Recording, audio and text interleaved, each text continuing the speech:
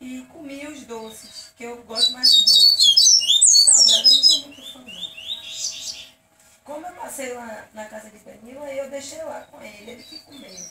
E o bolo, eu comi o bolo. Mas cupcake, essas coisas eu não gosto, não. Aí ela disse a mim, você vai precisar que eu faça algum salgado? Eu falei, parceira, valeu.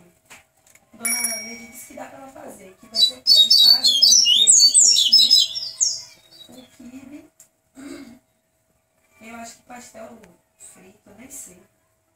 Eu só tô comprando que só desce. Todo mês eu compro uma besteirinha. Guardando desde junho que eu tô fazendo isso. Aí junho eu comprei, julho agora eu comprei. Pra no final agora de julho, que libera dia 30.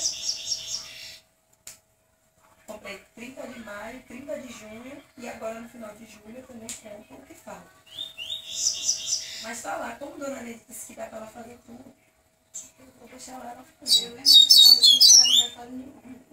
Não quero fazer nada. Porque atenção, se você for fazer alguma coisa, vai fazer na igreja. Para fazer na igreja, tem que fazer bastante comida. Eu não me organizei para nada disso. Estou reformando aqui. Entendeu? Eu não gosto de nada de dividir, eu não suporto. Só que coma. Pronto, não, para o ano, se for da vontade de Deus. Eu pego e faço, mas faço do meu jeito. Puxar mesmo, se eu fosse fazer, não ia dar todo mundo na laje.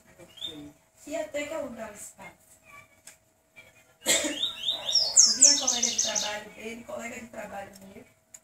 E você, que a gente já conta pra tudo. Aí a família dele, minha família, aqui do lado da minha família, eu conto, tipo, sinceramente, quando eu conto minha família, entra elas e os familiares de cada um. Porque família do meu lado é que